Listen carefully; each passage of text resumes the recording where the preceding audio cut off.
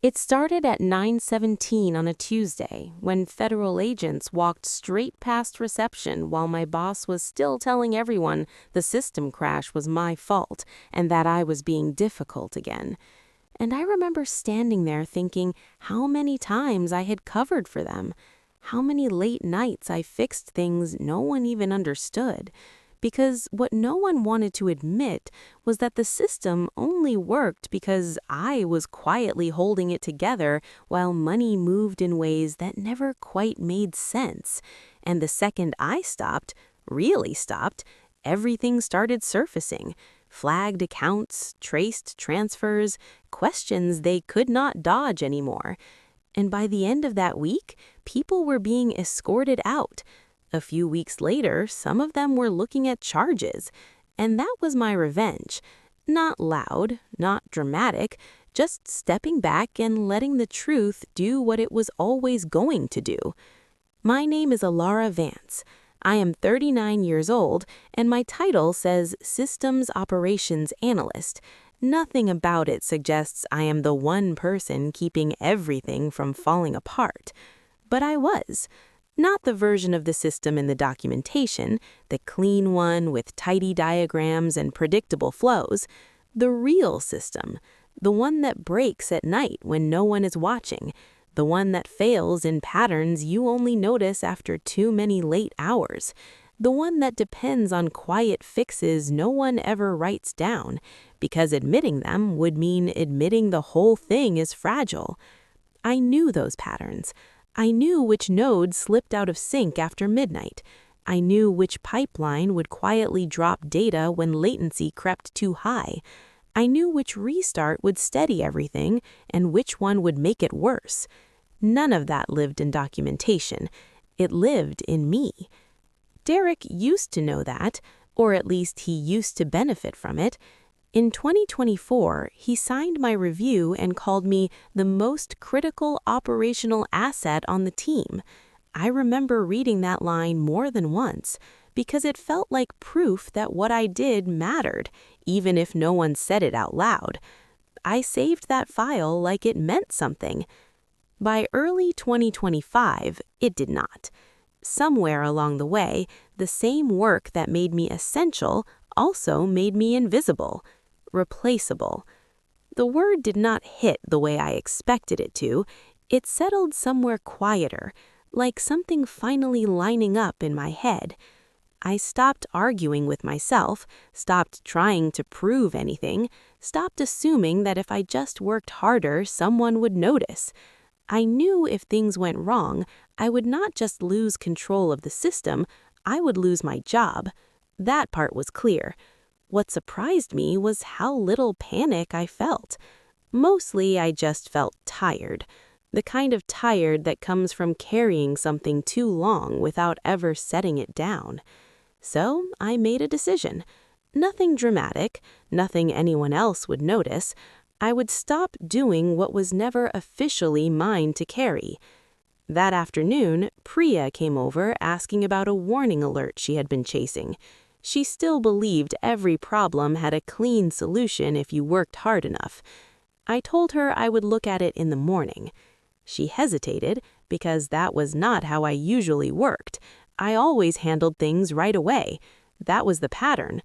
I broke it without explaining. At 5, I packed up and left on time, which felt strange enough that I checked the clock twice, like I had forgotten something. The drive back to Cedar Falls was quiet, the kind of quiet I wasn't used to when nothing was chasing me. My sister had already called twice that day, asking for help again. I did not call her back. When I got home, I set my phone on the counter and tried to sit with the silence. At 7:42, the first alert came in. Critical sync failure, client pipeline unstable, immediate action required. My body reacted before my mind did. I could already see the steps in my head. Log in, isolate, reroute, stabilize, clean it up, make sure no one notices. I stood there, looking at the screen. Then I turned the phone face down. That was the first time in 7 years I chose not to fix it. and for the first time, I realized they wouldn't survive without me. 3 minutes later, Priya called. Her voice came fast, tight. She said, "Ilara, I don't know what to do. The sync keeps failing and the runbook is not working." I leaned against the counter and closed my eyes. For a second, I almost gave in. My hand even moved toward the phone. It would have been so easy to step back in, fix everything, and make it disappear before anyone really understood how bad it was. Then I stopped myself. I asked if she had followed the runbook. She said yes, and that it wasn't enough. I could hear what she wasn't saying. She wanted me to take over. I told her to escalate through the proper channel. She hesitated and asked who that would be. I didn't answer right away because we both knew there was no one else. Not really. That had always been the problem. I told her she would figure it out. Then I ended the call. My hands were shaking, not because I didn't care, but because I did. Because I knew exactly how easily I could fix it, and I was choosing not to. I walked into the living room and sat down, staring at nothing, listening to the quiet in a way I hadn't in years. The alerts kept coming.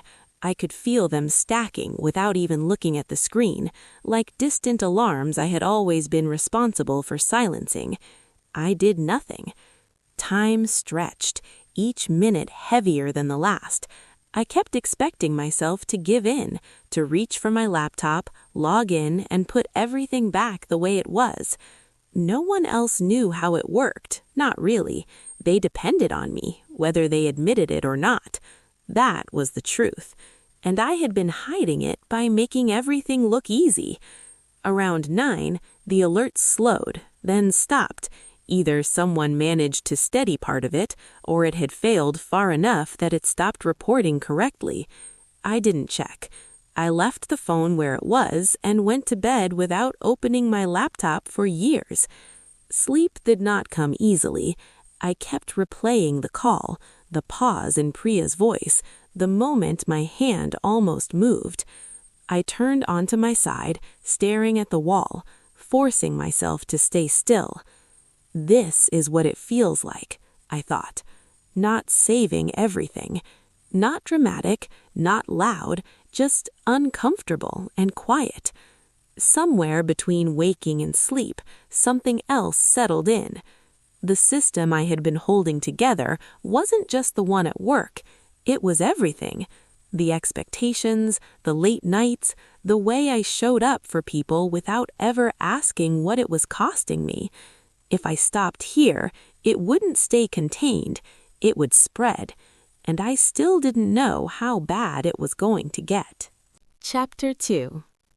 I found out 2 days later just how bad it could get.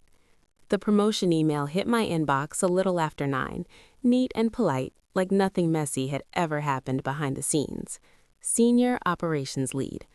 I opened it, already knowing, but there was still that small, stupid part of me that hoped I was wrong. I was not. The name at the top was Rachel Monroe. I stared at it longer than I should have, like maybe if I blinked enough it would change. It did not.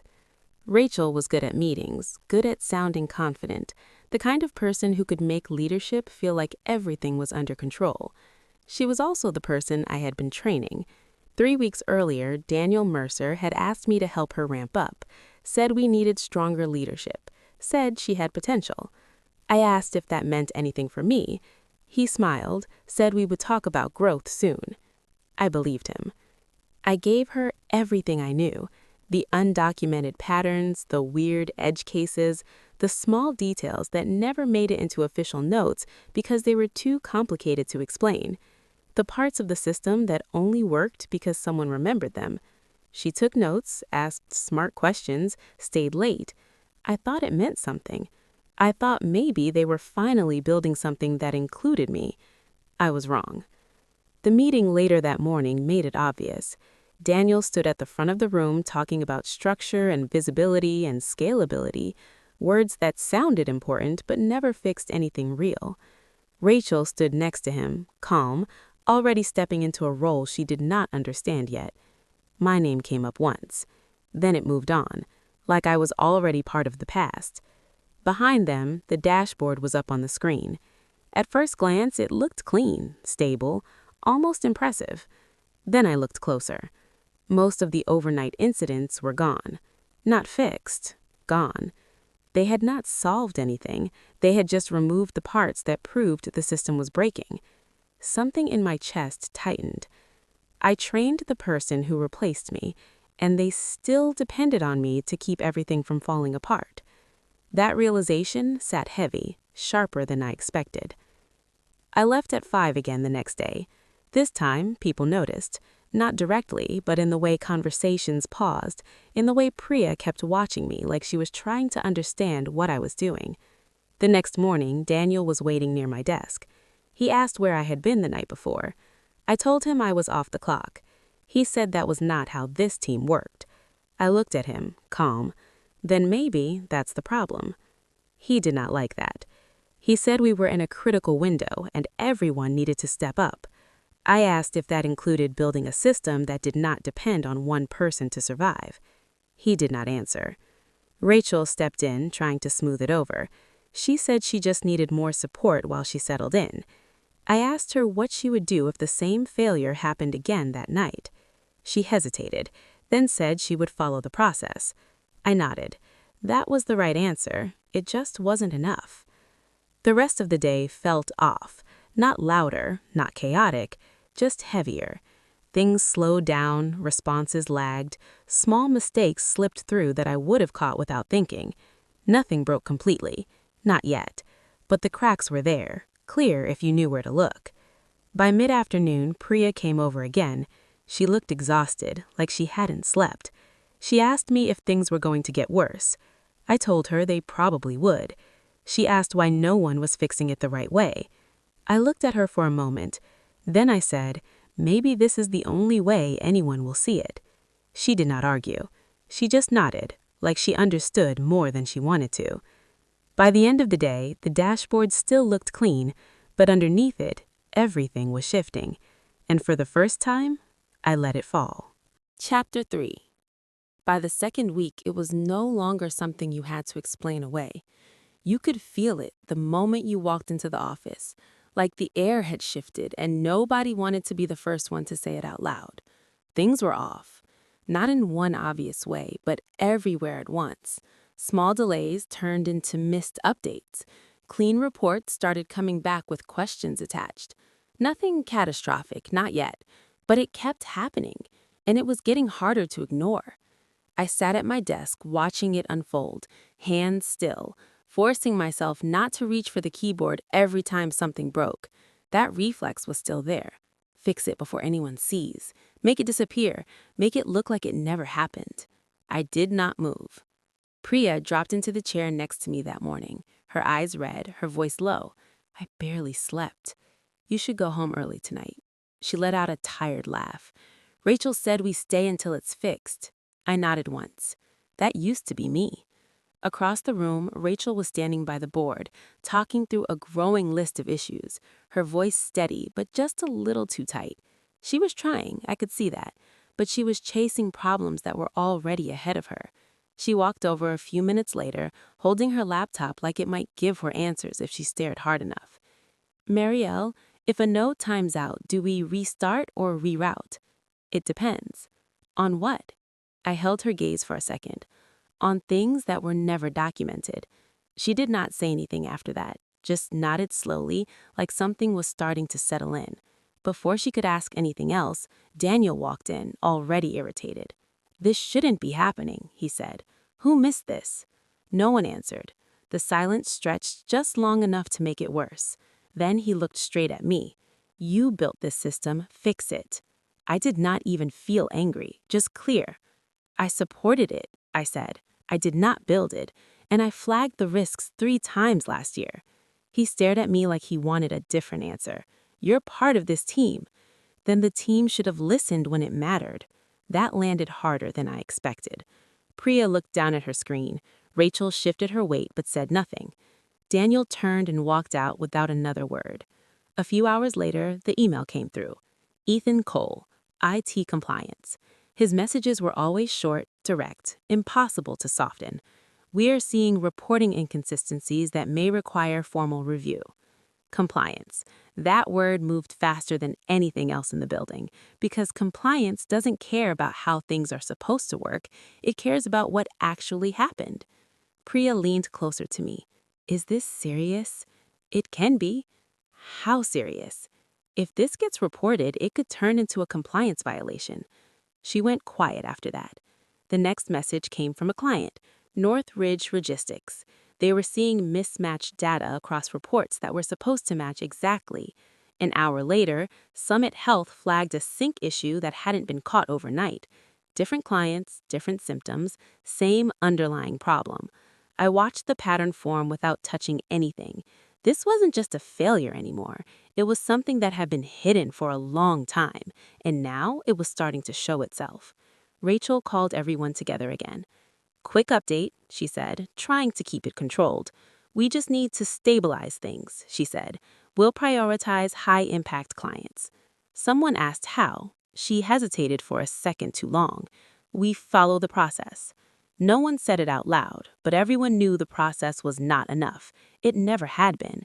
They just never saw it this clearly before. By late afternoon, the alerts were coming in faster than anyone could keep up with.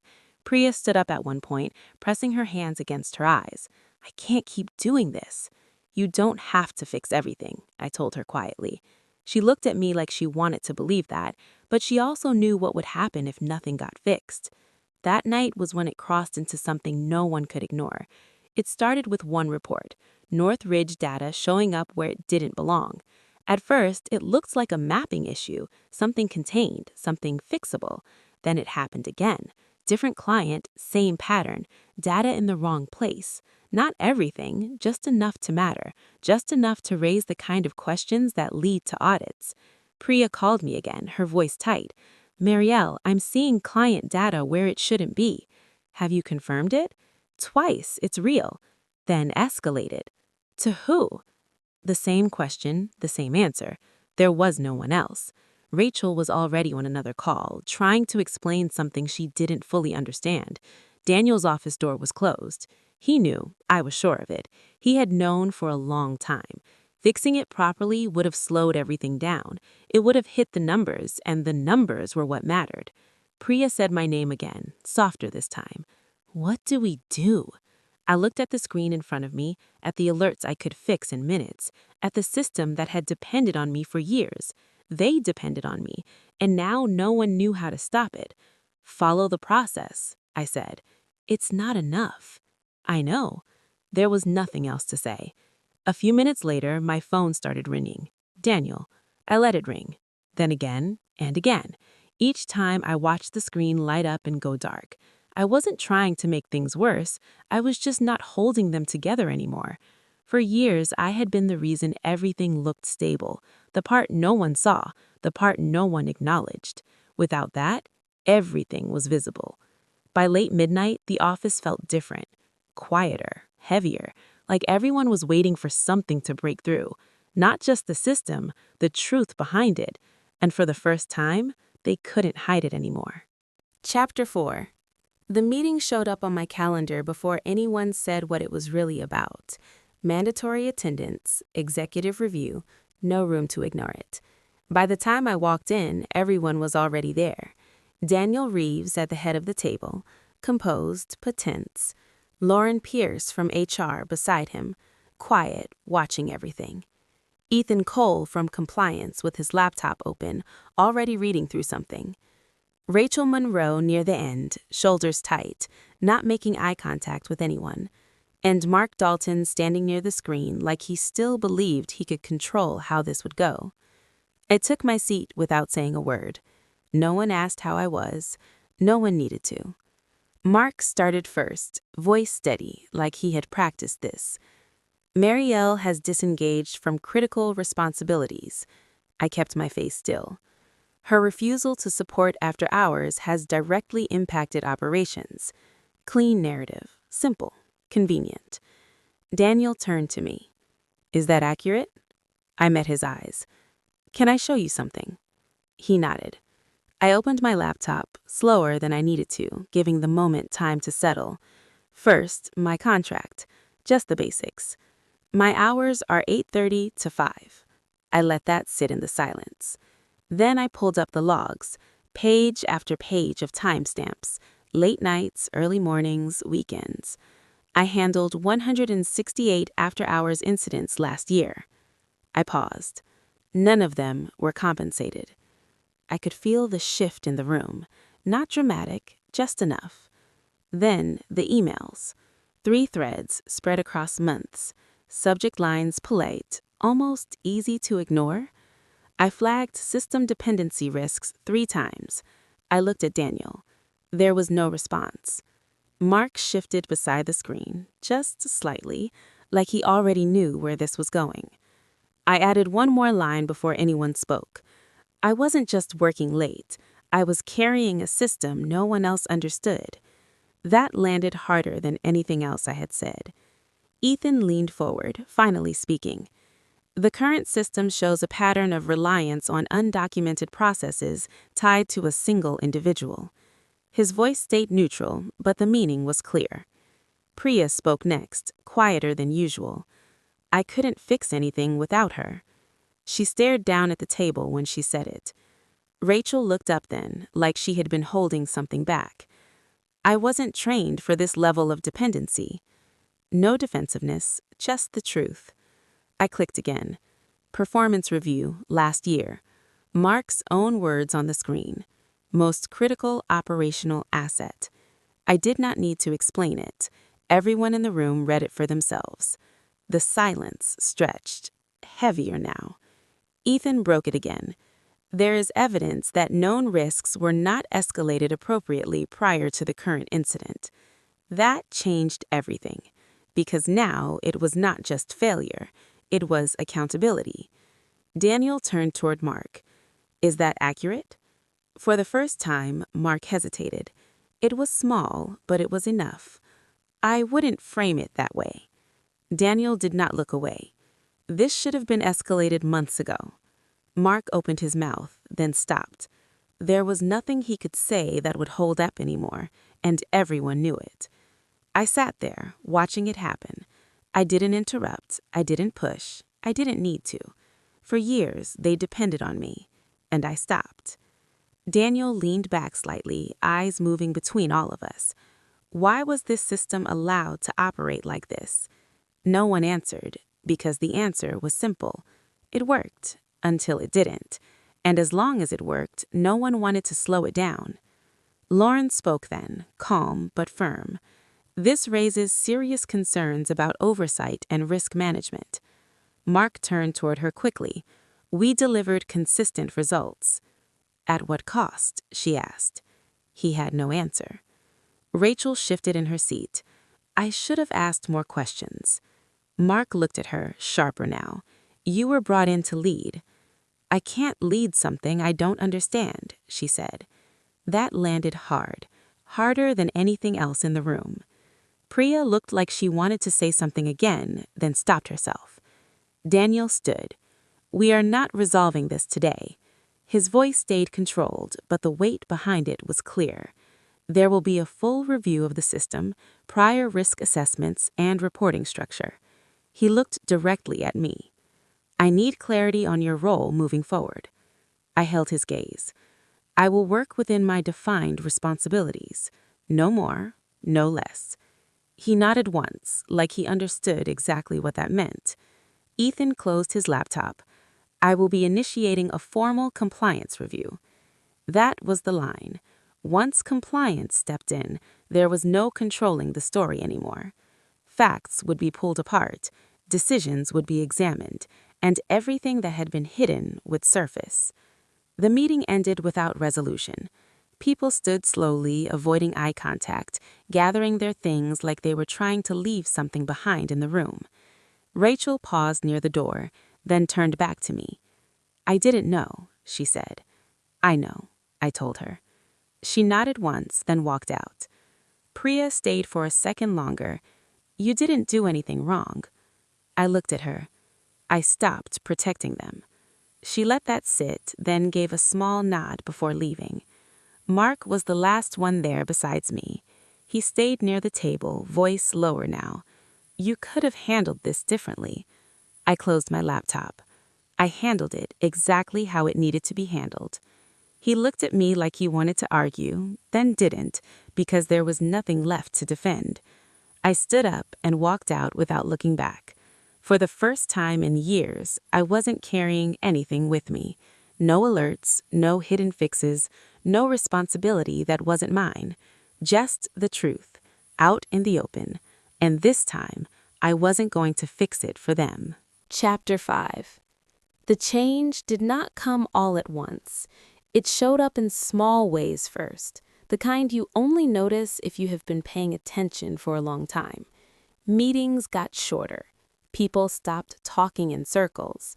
Questions started sounding real instead of rehearsed. No one was pretending the system was perfect anymore. They were trying to understand it. That alone changed everything. Within days, compliance was everywhere.